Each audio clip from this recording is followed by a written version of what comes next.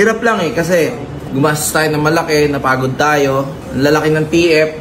Milyon yung ginastos natin, men. Alam mo yung gumastos ka ng ganon para sa isang battle, iba pa rin yung gumastos sa ninakaw mo mismo. Ninakaw mo mismo. Ninakaw mo mismo. Alright mga kapenyo, pag-usapan naman natin itong nirereklamo ni Awit Gamer about nga dito sa mga nangunguha ng kanyang video, about nga dito sa bago niyang itinayo o itinatag na PKP, patay kung patay, na parang flip top at parang PSP ang naging porte nga netong pa-event ni Awit Gamer sa Muntinlupa. Kaso ang problema, no, ang kinalulungkot nga nito ni Awit Gamer, inaano ito, no, kinaka-copyright ng iba, no. Payag naman si Awit Gamer dun nga raw sa mga gumagawa ng video, katulad natin, nagre-reaction video tayo, ine-edit natin, pinaghihirapan natin, ginagawa natin ng thumbnail, pero ang hindi niya matanggap yung mga direkta talagang kinokopya yung video at nilalagay sa kanilang mga YouTube channel, na kung saan kinainis ito ni Awit Gamer at sinabi nga niya dito 1 million o mahigit pa ang kanyang nagastos at binayad sa mga MCs, no, sabay kukunin o nanakawin nga lang daw ng ibang tao. At tara mga kapengyo, wag na natin patagalin at sabay-sabay natin panoorin dito nga kay Awit Gamer. Yo, this is Awit Gamer. Ito, paalala lang ulit. Ay na talaga, no. Gusto talaga pag nanakaw ginagawa, lahat gagawa. Tingnan mo. Dalawa na yung PKP PKP Battle League, dalawa na. Isa lang din sa may-ari niyan. PKP Battle League. Dalawa na, pakita mo. Tingnan mo, meron ng isa dito, PKP Battle League. Yan yung nagnanakaw. Huwag niyong sosuportahan to mga tol. Huwag niyong sosuportahan to kasi grabe mga kapengyo, buong video talaga, no. Tapos ang matindi nun, ginawa na niyang page, no, PKP Battle League, yung kanyang YouTube channel, no, at nilagay na kaagad niya etong ang video na ina-upload ni Awit Gamer sa kanyang mismong YouTube channel. Hindi sa amin tong PKP Battle League na yan. Hindi ako yung may-ari niyan, okay? Hindi ako yan. Grabe. Kaya kung lihiti mong pagnanakaw talaga. Nanonood kayo dyan mga tol, sana wag nyo na lang suportahan. Yun na lang, sige, wag nyo na lang suportahan. Lahat ng lalabas na battle, okay, lahat ng lalabas na battle ng PKP sa Awit Gamer Official lang po, ha? Sa Awit Gamer Official lang po sa YouTube ko. Doon lang po ilalabas yan. Kung makakakita man kayo sa iba, sana wag nyo nang panoorin, wag nyo na po suportahan. Dito na lang po sa kasi suportahan nyo yan kung may sariling video o sariling gawa nila. Pero yung pagnanakaw, wag nyo susuportahan yan mga tol. Ayan mga kapengyo, rinig nyo naman, no, sinabi mismo ni Awit Gamer dito na suportahan nyo kung may gawang sariling video o kung inedit nga nila, na kung saan ang sinasabi dito ni Awit, yung mga gumagawa ng ganito, ng reaction video, pinapanood yung video, then post, no, at hindi tinatapos. So yung full video mapapanood pa rin talaga sa kanilang Awit Gamer Official nga. At talagang grabe to mga kapengyo, no, kasi bulgaran, no, na talagang ninanakaw yung kanilang mga video. At ang masama pa nito mga kapengyo, no, yung gumastos talaga siya ng malaking pera rito, tapos ganun lang ang mangyayari. At sa totoo lang mga kapengyo, mabait nga itong si Awit Gamer kasi pwede naman niyang i-copyright strike. Pero ang ginagawa ni Awit, sinasabi na lang niya o inaanunsyo niya sa lahat ng tao na wag na lang daw suportahan, no, wag na lang daw panoorin. Alam naman daw kung saan pupunta talaga doon sa Awit Gamer Official. Ayun. So, dito lang po tayo sa Awit Gamer. Dito lang po sa Awit Gamer Official. Yan lang po isusuportahan natin para mapanood natin yung mga yan yung main channel niya mga kapengyo. Idol natin. Ayan, meron na po yung 109k views. 100k 9 views sa loob lamang ng isang araw. One day. Diba? Yan lang po yan. Diba? So, hindi naman. Sige, kahit huwag nyo na siyang i-report yung PKP Battle League, huwag nyo na i-report, okay na yun, all goods na yun. Siguro ang gawin nyo na lang, huwag nyo na lang supportahan, huwag nyo na lang i-subscribe, huwag nyo na lang panoorin yung video nila. Doon lang tayo sa main account natin, Awit Gamer Official, doon lang siya lalabas.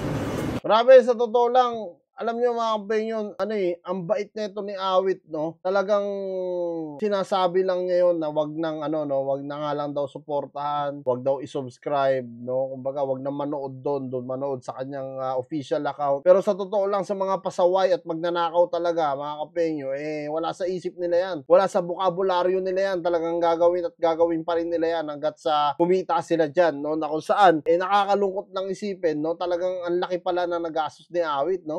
So, hirap lang kasi gumastos tayo ng malaki, napagod tayo.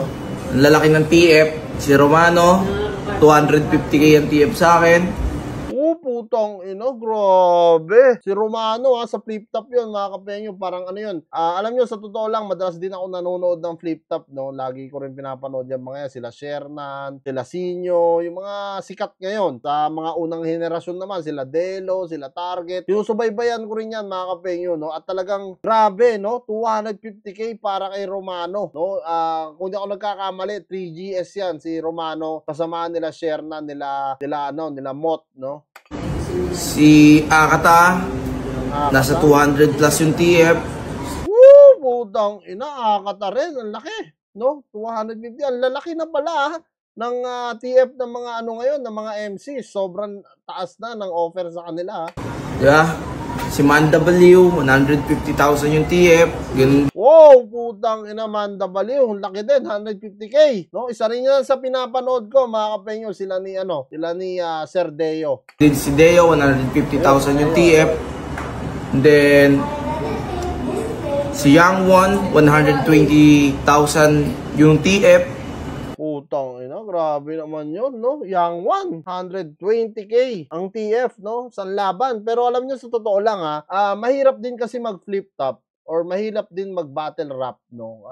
Katulad yan, kailangan talaga malupit din yung ibabanat mo sa kalaban mo dahil talagang tatarantaduhin yung pagkatao mo talaga dyan, no? Talagang palitan kayo ng salita dyan. Minsan pa nga, nagkakapikunan yung mga yan. So talagang, which is deserve din nila talaga, no? Yung kanilang mga TF, no? Kung gaano man kalaki ngayon, alam naman natin na talagang pinaghirapan din nila yan bago nila maabot, di ba? Yung kasikatan, yung pangalan, no? Talagang inabot nila yan bago nila matunton yung mga ganyang kalaking TF. Pero talagang ang kawawa rito, yung organizer, no? Itong si Awit Gamer. Dahil nagtayo nga siya ng PKP, patay kung patay, tapos ganito, nanakawin lang ng iba. Putang ina, lupit na ito. Tapos, milyon yung ginastos natin, men. Tapos, si JD, 80,000 yung TF. Si Righteous One, 80,000 yung TF. Sino pa ba yung mga binigyan natin ng TF? Kahit Righteous One pala, 80k. Laki. Tapos yung sila 7k, 30,000 yung TF. Si Choi Pax, 30,000 yung TF. Siguro yung mga 30,000, yung mga medyo average pa, no? Yung hindi pa ganun kaputok ang mga pangalan.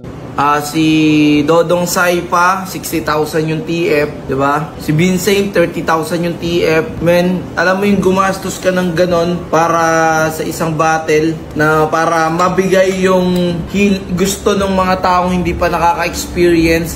Dami ng lahit, bakit daw dun yung venue, di ba? Hindi natin kasalanan na para ibigay natin yung pangarap ng mga taga Muntinlupa na makapanood ng personal at live ng flip top battle. Oo, lang kami, parang kami lang yung pero saludo pa rin sa flip top. Yan ang unang-una, wala nang iba dito sa Pilipinas.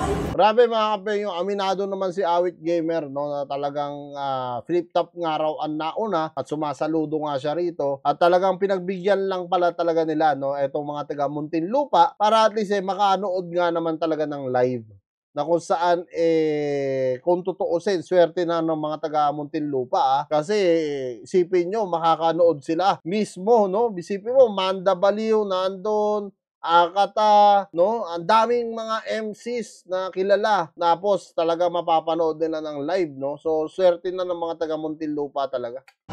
Flip top lang talaga ang malakas. Yun lang talaga. Kami is mga lang kami. Copyright lang din kami. pero iba pa rin yung gumastos sa ninakaw mo mismo. Oo nga naman. May punto na naman rin naman dito si Awit Gamer, mga kapenyo. Iba pa rin yung gumastos talaga, no? Isipin mo, 1 million plus gumastos. So parang nagtapon lang siya ng pera na yon kung hindi nga naman papatok sa kanyang YouTube channel. Isipin nyo rin yun, mga kapenyo. Kung hindi yun pumatok kasi, no? Kung wala ganong views yun, yung ginastos niya, tapon lahat yun. Pati yung mga ginastos niya sa event, no? Yung paayos niya doon, yung mga microphone, videographer, editor, talagang ubos ang pera ni Awit doon, sigurado. Kung nanakawin lang ng iba. Kami yung style sa flip top lahat. Ba? Pero yung susuportahan nyo, yung Awit Gamer official lang. So, yun lang. Maraming salamat. Peace out. So yan mga kapenyo, ano nga masasabi nyo, no, dito sa mensahe ni Awit Gamer na wag naman daw nakawin sana ang kanilang video, at kung pwede nga lang daw, wag na tayong manood doon at wag rin isubscribe, no, kung sino man yung gumawa nun. Grabe, napakatarantado mo, bro, dahil talagang yung tao, no, pinaghihirapan niya yung pera na yan para gastusin at makapasaya ng mga tao sa mga event, gaya ng yun na nga, gaya ng ng taga Muntinlupa, no, napasaya ni Awit, no, tapos sabay gagawin yung ganon, kaya sobrang hirap. Pero kung ako kay Awit talaga, kung ako sa kanya, i-report niya talaga para at least totally maban ka agad yung gumaya sa kanyang liga. So yan mga kapenyo, ano ang masasabi nyo dito sa mainit na mensahe ni Awit Gamer? Comment nyo na lang down below lahat yan, at lahat-lahat po yung mababasa ko. Kita-kits na lang sa mga susunod kong vlog.